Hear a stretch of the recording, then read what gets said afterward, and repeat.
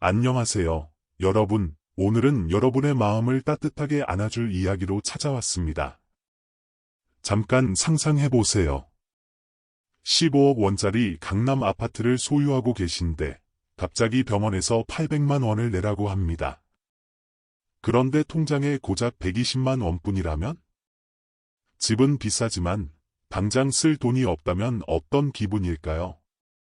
이건 단순한 상상이 아닙니다. 오늘 73세 김영애 할머니의 이야기를 통해 여러분께 꼭 전하고 싶은 메시지가 있습니다. 이 영상을 끝까지 보시면 노후에 꼭 필요한 현금의 정확한 금액과 그 돈을 어떻게 마련하고 관리할 수 있는지 7일 만에 실행 가능한 구체적인 계획을 가져가실 수 있습니다. 마음에 드신다면 구독과 좋아요, 그리고 소중한 분들과 공유 부탁드릴게요. 김영애 할머니는 서울 강남에 15억 원짜리 아파트를 소유한 겉보기엔 부유한 분입니다. 하지만 지난달 갑작스러운 심근경색으로 응급실에 실려갔습니다. 숨이 가쁘고 가슴이 조여오는 공포 속에서 할머니는 생사의 갈림길에 섰습니다. 다행히 목숨은 건졌지만 병원에서 심장 스텐트 시술비로 800만 원을 요구했습니다. 그런데 통장을 열어보니 잔고는 120만 원뿐. 15억 원짜리 집이 있는데 왜 800만 원이 없지? 할머니는 당황했습니다. 집을 팔려 해도 최소 3개월, 길게는 1년이 걸립니다. 결국 조카에게 돈을 빌려 수술을 받았지만 그 굴욕감과 불안은 말로 표현할 수 없었습니다. 내가 이렇게 큰 집에 살면서 왜 이런 돈도 없나? 영희 할머니는 눈물을 흘리며 말했습니다. 여러분, 이런 일이 드문 걸까요? 통계청의 2024년 가계금융복지조사에 따르면 60세 이상 가구의 32.1%가 가처분 소득보다 소비 지출이 많은 적자 가구입니다. 즉, 세 가구 중 한 가구는 집값이 올라도 당장 쓸 돈이 부족하다는 뜻입니다. 부동산은 자산이지만 유동성이 낮습니다. 유동성이란 필요할 때 즉시 현금으로 바꿀 수 있는 능력을 말합니다. 집을 팔려면 시간이 걸리고 급하게 팔면 시세보다 훨씬 낮은 가격에 내놓아야 합니다. 더 큰 문제는 노년기에 갑작스러운 지출이 늘어날 수 있다는 점입니다. 건강보험심사평가원의 2024년 자료에 따르면 65세 이후 의료비는 급격히 증가합니다. 70대는 60대보다 평균 의료비가 2.3배, 80대는 3.1배 늘어납니다. 심근경색, 뇌졸중, 골절 같은 응급 상황은 예고 없이 찾아옵니다. 이런 상황에서 집 팔고 올게요 라고 할 수 있을까요? 김영애 할머니처럼 갑작스러운 위기에서 현금이 없으면 삶이 흔들릴 수 있습니다. 이제 영희 할머니의 이야기가 어떻게 이어지는지 궁금하시죠? 여러분이라면 이런 상황에서 무엇을 하시겠습니까? 잠시 멈추고 생각해보세요. 그리고 제가 드리는 첫 번째 메시지를 기억해주세요. 노후의 안전은 집값이 아니라 당장 꺼내 쓸 수 있는 현금이 결정합니다. 이 영상은 단순한 정보가 아닙니다. 여러분의 노후를 지키는 구체적인 첫걸음입니다.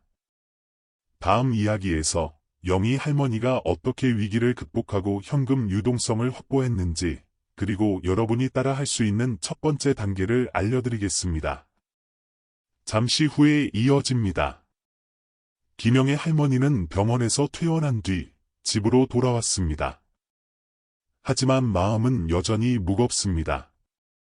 15억 원짜리 아파트는 그녀의 자랑이었지만 그 집은 그녀를 위기에서 구해주지 못했습니다. 내가 이렇게 큰 집에 살면서 왜 병원비 하나 못 내는 걸까? 영희 할머니는 거실에 앉아 한숨을 내쉬며 창밖을 바라봤습니다. 그 순간 옆집에서 손주들과 웃으며 노는 소리가 들려왔습니다. 할머니는 문득 손주들에게 용돈이라도 주고 싶었지만 지갑을 열어보니 고작 3만 원, 카드 한도마저 초과된 상황이었습니다. 이 나이에 손주들 앞에서 창피를 당하다니 그녀는 조용히 눈물을 닦았습니다. 이런 상황은 영희 할머니만의 이야기가 아닙니다. 여러분 주변에도 비슷한 경험이 있으신 분들이 많을 겁니다. 부동산은 자산이지만 우리가 통제할 수 없는 외부 요인에 좌우됩니다. 한국부동산원의 2024년 통계에 따르면 수도권 아파트 매매 거래량은 전년 대비 28% 감소했습니다. 팔고 싶어도 사는 사람이 줄어드는 현실입니다. 한국은행의 최신 경제전망 보고서에서는 고령화와 인구 감소로 인해 2030년부터 부동산 수요가 본격적으로 줄어들 것이라고 경고합니다. 특히 지방 도시에서는 이미 빈집이 늘어나고 있습니다. 영희 할머니는 주택연금을 고려해봤습니다. 집을 담보로 매월 돈을 받는 제도, 듣기엔 좋아 보이죠? 하지만 한국주택금융공사의 2024년 자료에 따르면 주택연금 가입자의 평균 월 수령액은 서울 기준 150만 원, 전국 평균 100만 원 수준입니다. 이 돈으로 생활비, 의료비, 관리비를 모두 충당하기엔 턱없이 부족합니다. 더구나 주택연금은 목돈이 필요할 때 즉시 꺼낼 수 없습니다. 영희 할머니는 깨달았습니다. 집값만 믿다가는 진짜 위기가 왔을 때 아무것도 할 수 없어. 이제 심리적 측면을 생각해 봅시다. 노벨 경제학상을 받은 데니얼 카너먼의 손실회피 이론에 따르면 사람은 얻는 기쁨보다 잃는 고통을 더 크게 느낍니다. 특히 70대 이후에는 실패해도 재기할 시간이 적다는 불안감 때문에 이 성향이 더 강해집니다. 영희 할머니는 병원비를 빌리던 날 조카에게 고개를 숙이며 느꼈던 그 굴욕감이 아직도 가슴을 찌릅니다. 반면 통장에 충분한 현금이 있다면 어떨까요? 병원 선택, 손주 용돈, 요양 서비스까지 선택의 자유가 생깁니다. 심리학자 베리 슈워츠의 연구에 따르면 선택권이 많을수록 사람은 더 큰 만족감을 느낍니다. 현금은 단순한 돈이 아닙니다. 그것은 선택의 자유, 그리고 마음의 평화입니다. 여러분, 지금 통장을 열어보시면 잔고가 얼마인가요? 만약 갑작스러운 위기가 닥친다면 몇 달을 버틸 수 있으신가요? 영희 할머니는 이 위기를 계기로 결심했습니다. 이제 현금을 준비해야 하지만 어떻게 시작해야 할까요? 그녀는 혼란스러웠습니다. 여러분이라면 어디서부터 시작하시겠습니까? 잠시 생각해 보세요. 다음 이야기에서 영희 할머니가 현금 유동성을 확보하기 위해 첫걸음을 내딛는 과정을 보여드리겠습니다. 그 과정은 여러분도 바로 따라 할 수 있는 구체적이고 현실적인 계획입니다. 잠시 후 이어집니다. 김영애 할머니는 결심했습니다. 이제 현금을 준비해야 더 이상 불안 속에 살고 싶지 않아 하지만 막막했습니다. 어디서부터 시작해야 할지, 얼마나 준비해야 할지 몰랐습니다. 그녀는 낡은 서랍에서 통장과 카드 명세서를 꺼내 들었습니다. 손이 떨렸지만 용기를 내서 지난 3개월 지출을 정리하기 시작했습니다. 식비, 관리비, 의료비, 손주 용돈까지. 계산해보니 월 평균 180만 원이 필요했습니다. 내가 이렇게 돈을 쓰고 있었나? 영희 할머니는 놀라움을 감추지 못했습니다. 이제 핵심 질문입니다. 노후에 당장 쓸 수 있는 돈, 즉 현금과 현금성 자산은 얼마나 있어야 할까요? 저는 이렇게 계산할 것을 권합니다. 월 평균 생활비의 24개월을 곱하고 여기에 의료비 예비자금 500만 원을 더하는 겁니다. 영희 할머니의 경우 월 180만 원 곱하기 쌓인 24개월 4,320만 원, 여기에 의료비 500만 원을 더해 총 4,820만 원이 필요합니다. 왜 24개월일까요? 심각한 질병이나 경제 위기에서도 2년은 버틸 수 있어야 합니다. 이 시간 동안 부동산을 정리하거나 다른 대안을 찾을 여유가 생깁니다. 현금성 자산에는 어떤 것들이 있을까요? 첫째, 은행 예금입니다. 보통예금, 자유적금, 중도 해지가 가능한 정기예금이 이에 해당합니다. 둘째, CMA, 종합자산관리계좌입니다.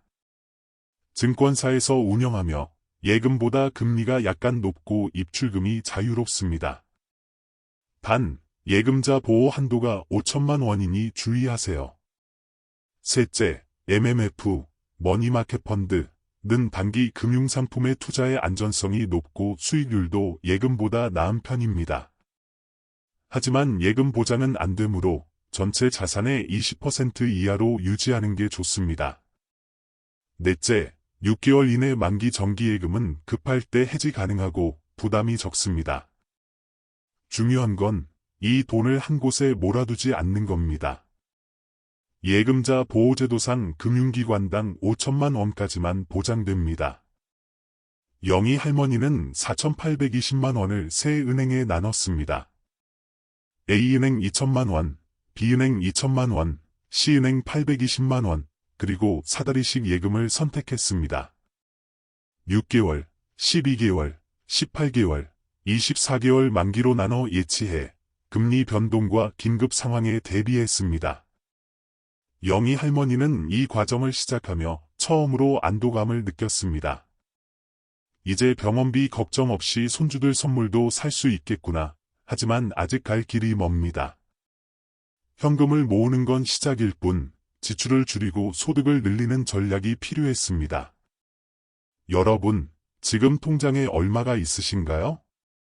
월 생활비의 몇 배인지 계산해 보셨나요? 영희 할머니처럼 첫걸음을 내디디려면 무엇부터 하시겠습니까? 잠시 생각해 보세요. 다음 이야기에서 영희 할머니가 7일 플랜으로 현금 유동성을 구축하는 구체적인 행동을 보여드리겠습니다. 잠시 후 이어집니다. 김영애 할머니는 새 통장을 손에 쥐고 미소를 지었습니다. 이제 시작이야. 그녀는 현금 유동성을 구축하기 위해 7일 플랜을 실행하기로 했습니다. 하루 30분에서 1시간만 투자하면 되는 간단하지만 강력한 계획입니다. 첫 번째 날, 영희 할머니는 책상에 앉아 지난 3개월 카드 명세서와 통장 내역을 펼쳤습니다. 식비, 관리비, 교통비, 손주 용돈까지 꼼꼼히 적었습니다. 연간 종합검진비 120만 원은 월 평균 10만 원으로 환산했습니다. 이 과정에서 그녀는 불필요한 지출을 발견했습니다. 내가 매달 넷플릭스에 1만 5천 원을 쓰고 있었네. 놀란 그녀는 즉시 구독을 해지하며 월 5만 원을 절약했습니다. 둘째 날, 영희 할머니는 은행으로 향했습니다. 비상금 전용 계좌를 만들기 위해서였습니다. 기존 생활비 계좌와 철저히 분리된 계좌, 카드도 발급하지 않았습니다. 이 돈은 응급 상황에만 쓸 거야. 그녀는 단단히 다짐했습니다. 은행 직원이 CMA를 추천하자 금리가 높고 입출금이 자유로운 점에 끌렸지만 예금자 보호 한도가 5천만 원이라는 점을 명심했습니다. 셋째 날, 그녀는 사다리식 예금 계획을 세웠습니다. 4,820만 원을 6개월 1,000만 원, 12개월 1,500만 원, 18개월 1,500만 원, 24개월 820만 원으로 나눴습니다. 이제 금리가 바뀌어도 급하게 돈이 필요해도 대응할 수 있어. 넷째 날, 영희 할머니는 의료비 대비 전략을 점검했습니다. 건강보험료에 따른 본인 부담 상한제를 확인해보니 그녀의 소득 구간은 연간 250만 원 정도였습니다. 재난적 의료비 지원제도와 장기요양보험 등급 신청 절차도 알아봤습니다. 65세 이상이면 누구나 신청할 수 있고 등급을 받으면 요양비의 80%를 지원받는다니 그녀는 안심하며 메모를 적었습니다. 다섯째 날, 금융 사기 방어 체계를 구축했습니다. 경찰청의 2024년 통계에 따르면 60세 이상이 보이스피싱 피해의 40%를 차지합니다.